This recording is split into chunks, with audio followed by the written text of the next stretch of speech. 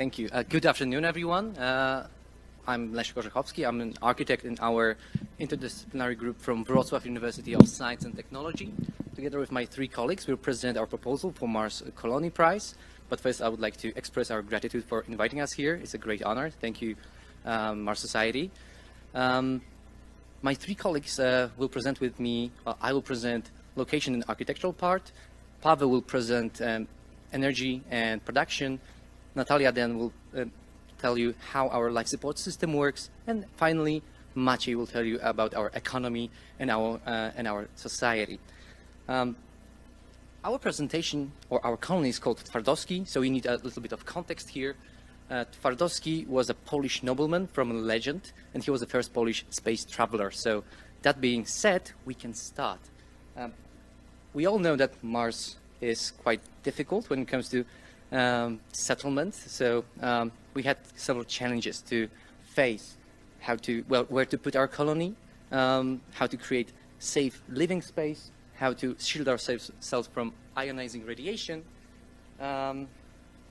So yeah, and first we had to start with from location. So we chosen 40 sites based on NASA workshop from 2015, and then we had to cut this number down using several parameters. First two parameters were latitude and altitude. Latitude was important because of rocket launches and orbital mechanics. Altitude, lower altitude, will help us with putting larger masses on Mars, as well as it will give us a little bit more of ionizing radiation shielding. Next, we analyze Mars for strategic resources like hydrated minerals, olivines, pyroxenes, and ferric oxides.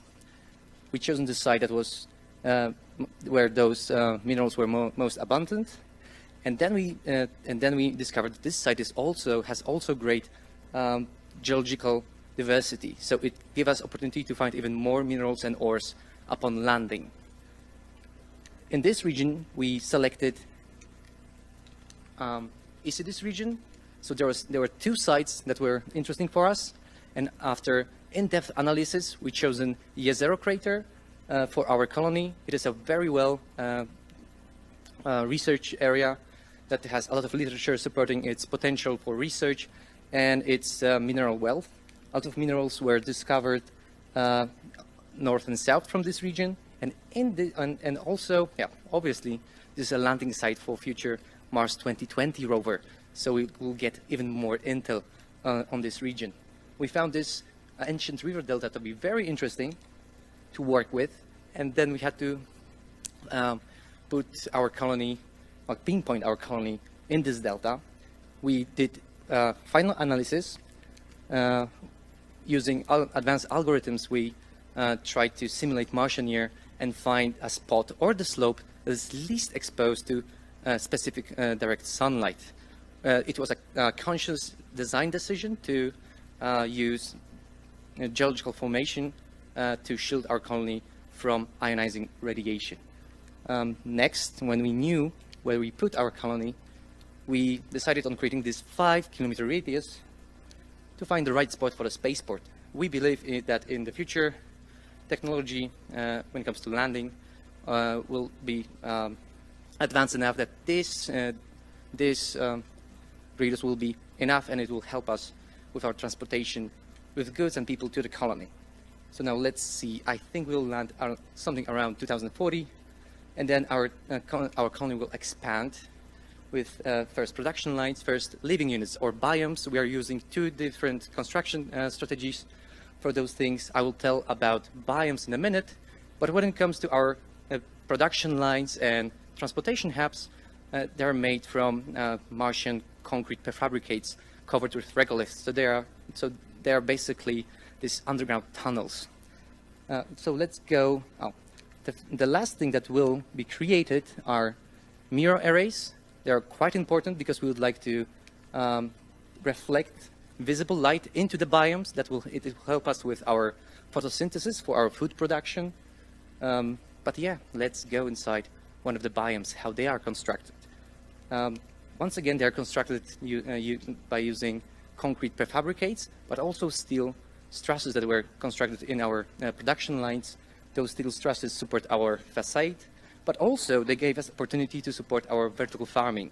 And this vertical farming will benefit most from this reflected visible light. Also, but in order to fit everyone, we decided on to introduce aquaponics, so large fish tanks. You can see them here, and they are basically our last ionizing radiation shielding. Also, our facade is quite interesting because we are constantly exchanging atmosphere with Mars. We are using MOXIE, so this is equipment that will be placed on Mars on rover 2020, and it is designed to use electrocatalysis to convert CO2 into oxygen. Also, we have those shutters, or those plates from polyethylene. They also shields us from the radiation, but also we can close them in case of any solar flare or dust storm or any other difficult situation. Lastly, we have windows with the layer of compressed water as an additional shielding. So how people live there. Once again, our design has used scripts and algorithms to optimize living space and length of their evacuation routes, either from the biome or into shelters or panic rooms. 3 top levels were reserved for living units, and lower levels were reserved for administration, public spaces, sports, and recreation. And what we've got, well, is this huge, big gallery that is robust. I can imagine that I could even try to use my glider there. It could be quite interesting in this gravity. But also, we have this big opening and this big window on Mars. So you can really feel how to you can really relate to the place you live in. I can just imagine that I would love to be there at one point, but it also needs to operate properly. And so I would like to introduce Paweł. He will tell us about energy and production.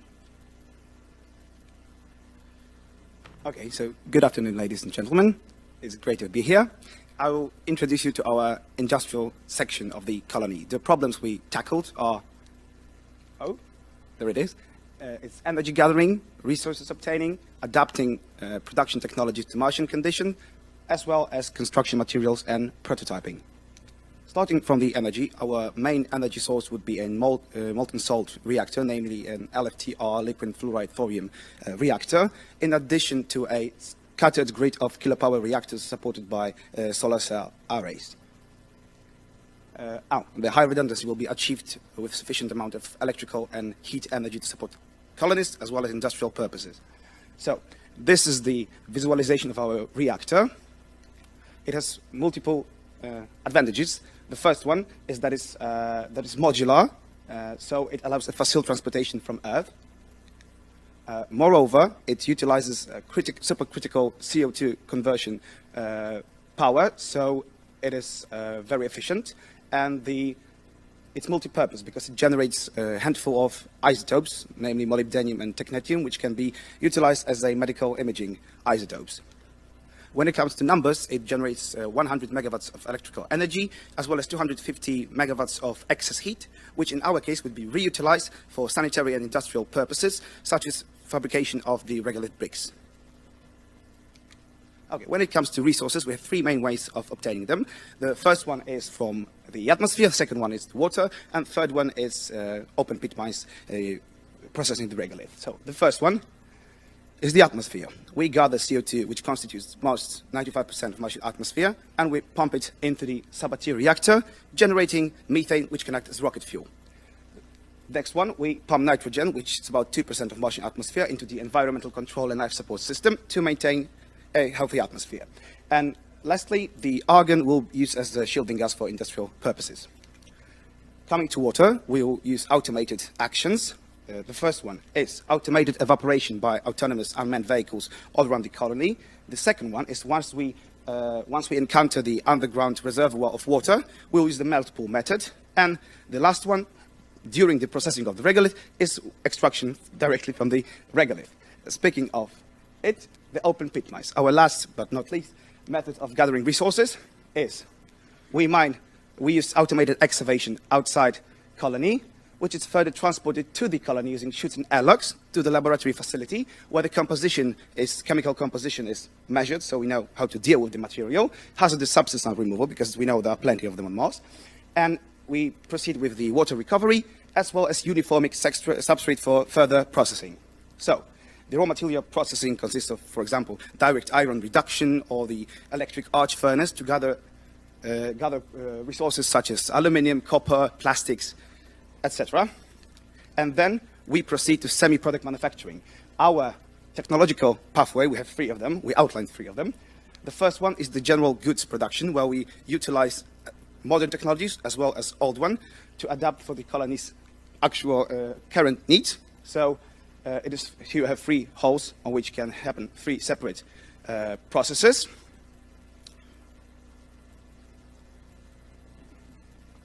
Okay. Yeah, that's the first pathway with a huge possibility of retooling, because we need to adapt for the colony's needs. So retooling is the key word here, and uniforming parts, not to have a lot of spare parts. The second pathway is the prefabricate factory, where we will investigate the regolith concrete, utilizing the technologies from Earth. We cannot say much if they work, but it will be our main source of the prefabrication for construction, prefabricates. And we will reinforce them with the gathered aluminium, and afterwards with, and we will investigate the additive manufacturing techniques as well as laser sintering for the regolith, which is technology with huge potential. However, it's not research over thoroughly. And the last one is the R&D and prototyping facility, which will, in which we'll construct and develop new generation of Mars rovers and unmanned vehicles. But the biggest task of this facility is to develop new tools, prototype new tools to advance and research over new and current technological processes. Yes, and we are, and therefore from all these pathways we can put our goods directly to the destination, or Okay. What I wanted to say is we are aware that we won't be dependent. We won't be, thank you, from Earth. And for first decades, maybe hundreds of years, we'll import some products from Earth, such as, I don't know, catalysts, alloys additions. But what we want to say is this facility, this is the R&D prototyping room, it will allow us to continue with the autonomy of our colony, and one day it will be fully sustainable. So this is the visualization, and here you can see some of the colleagues from my team. Now let's proceed to the environmental control life support system, on which Natalia will tell you something more. So, good afternoon, everyone. I'm Natalia, and I will shortly introduce you to life support system. So our life support system is divided into 4 subsystems. I mean, atmosphere, biowaste, water, and the biomass. The design of matter circulation assumes that all waste from one subsystem will be treated as substrates for the next one. Our ECLSS system meets the principles of sustainable development and helps to solve all these problems which we have to face on Mars if we want to maintain a healthy society there. So let's go to the first subsystem. It's atmosphere. We consider atmospheric pressure inside our colony, adjustable temperature, and optimal humidity. All these factors, among others, will be measured by numerical sensors, measure and control. Oxygen will come from plants, from water hydrolysis, and also from MOXIE, which already Leszek already mentioned about that. And here you can see how it's placed in our colony. Then we have biomass, or I would rather say biorefinery, because an edible part of plants are rich in water and many other valuable ingredients, so we can process them to other products. For example, we can, where is it? Oh, here. So we can convert biomass to additional fuel, or we can undergo a gasification process in which syngas is obtained, which is an extremely important synthetic platform. We can. I want to say that inedible part of plants are also rich in sugar polymers, such as cellulose and hemicellulose. We can use a biotechnological method to obtain many valuable products, such as lactic acid for biodegradable PLA, or glycerol, or even ethanol. Bio-waste can be used as a fermentation media for bacteria to obtain alcohol, or I would rather call it Martian vodka, which we want to sell it as one of our goods. Habitats diet. So the total amount of calories which we'll produce every day in our colony is equal to 3,800,000. So it's a huge number. It's actually more than we need, but thanks to this solution, our colony will be able to grow. We choose aquaponic system because this solution allows us to have plants and also fish, but it also requires the smallest demand for nutrients, which we have to add outside the system. Other facts about our food production is 3 greenhouses in each biome, 18 species of edible plants, 8 species of seafood, and 4 types of meat grown in vitro. Water systems. So water is extremely important not only here on Earth but also on Mars. So we have to design as close a system as is possible. We have to recover almost all water, and that's what we did. So there are 3 main streams of wastewater. So it's a grey water with a condensate. It is also urine and feces. We consider to use diversion toilets, which are able to separate feces, urine, and fecal water, because 2 of them, urine and fecal water, will be processed here in the water system. The solid part goes to biomass subsystems to convert to the energy. To utilize water, to purify it, we use biological methods and chemical. So this is a graph showing our life support system. Oh, is this me? Healthcare system. A healthcare system is actually strongly connected to life support system, but also to the society. We decided to divide it into 3 stages. So the first one is the basic one. Use very basic tools, like, for example, blood tests. But in our opinion, it is always better to prevent diseases than to treat them. The second one, it's biomes med points, which will be located in every biome, and will include multiple specialists, like doctors of various field of expertise. And the very last one is a hospital for the most injured, for the most sick, let's say, people, in which we want to use artificial intelligence and other tools like, oh my God, Amanda, help me. The visualization technique. We use hybrid imagining techniques. Thank you very much. So now my friend Maciej will tell you more about our society and the economy. Good evening, everyone. I know we are running a little bit out of time, but I would like to introduce you to our idea of the economy and social structures, because just like the medicine, they are very important in the case of life quality on our planet. So we face few major problems, sociological problems, such as living in an isolated society, lack of natural Earth-like environment, threat of social anomie, and harsh Martian conditions, for example, the gravity. So we thought that maybe we can divide the whole population to the groups, we call them guilds, and they are associations of professionals that are focused on particular field. We have 5 of them. There is scientists, logistics, life support and healthcare, and engineers, and administrative and social guild. Above them all, there will be the council, which will consist of representatives from each guild.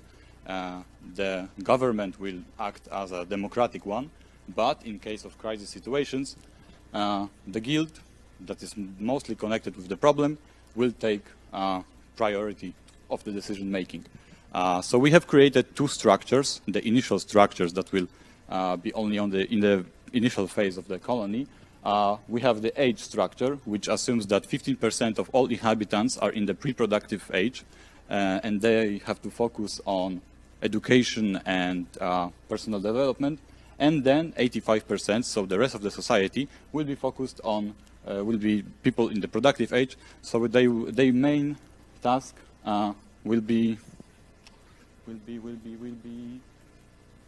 working because of the high demand on manpower. Of course, guilds won't be equal in terms of the amount of members, because, for example, the life supporting and health guild requires much more people than the administrative and social. So the education plays the highest role, and we will focus mainly on this. The education will be divided into 2 processes. The first one is the basic education, and then there will be the guild education, which will prepare people for future work in the guild. In our society, we promote an open-minded social attitude, and we have created a lot of infrastructure that not only helps people, but sometimes even forces them to interact with each other. And to boost those social skills, we have created a mobile application called EROS, which stands for Erotic Operating System. Yes, I know that you will like this one. That wasn't my idea. We're going to move on to questions. Can I just please give you 2 minutes, okay? Just 2 minutes. I'll be done in a moment. Yes, exactly. What about crimes, right? In case of minor offenses, there will be just fines and maybe doing some extra work. But in case of serious ones, people will be banished from the planet, first put into the prison, and then sent back to Earth, and they will be prosecuted with the Earth law. And the transportation cost will be covered from the crime insurance, which will be mandatory for everyone. What about the Earth, right? So we will create a structure called the Presidium, which will be made of representatives of each guild, and this will be used to communicate with Earth and so on, because in the first phase of the colony, it will require a lot of financial support from the investors from the Earth, which will be later paid off by taxes and trading local goods. So we would like to be completely economically independent from the Earth, just like United States few 100 years ago. So we will create a free market economy, which will allow people to have their own businesses, but of course they will be taxed, and they will not dismiss them from the responsibilities to the guild and the colony. When it comes to trading with Earth, okay, so this is about the trades that we will use for trading with Earth. They will be expensive and light, so the costs of the transportations will be significantly lower than normal. What about the currency, right? Here we have dollars and so on, but on the Mars we don't have such thing as gold. So we thought about maybe the electricity will be the currency, and it could be exchanged for Earth currencies and used for trade between the people. And the final one is the hotel, which will be our main source of revenue. Exactly.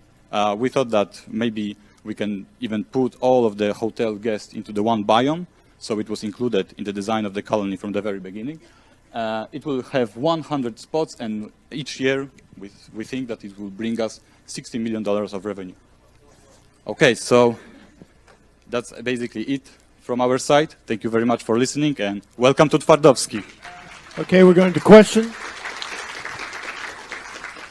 Sure. I noticed you have people divided into your pre-productive children stage and productive children stage. Where are the post-productive people going? Yes. And When she was talking about biomass, we mentioned feces and urine. What about corpses? Yes, that's a very good question. I would like to answer the first one. So, at the first stage of the colony, there will be no people in the post-productive age, but as the time goes by, right, the society will age, so they finally will appear. Can I just quickly take my whole team here, because I'm not the specialist from each one. Come on. Still, this question about corpses, yes? I think Natalia can answer that. Oh, I can answer that. I can? Yeah, so we just decided to recover water from the body, and we will create them a grave on the Mars. Compose them. Yeah, just compose them. All right, I have a question. Okay, and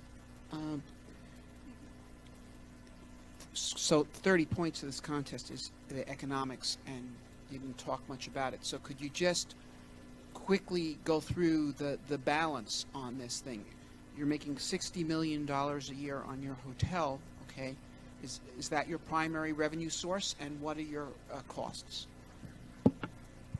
Okay, so we expect that also the hotel will be one of the ways to pay the colony off, but we also expect a lot of income from trading all those goods, but yeah, that's okay. You see that one turn was only 14 days. The year is quite long, so we are earning 60 million in 2 weeks, in fact.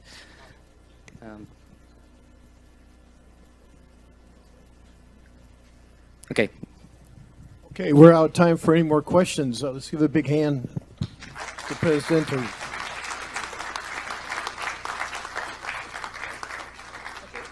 Okay.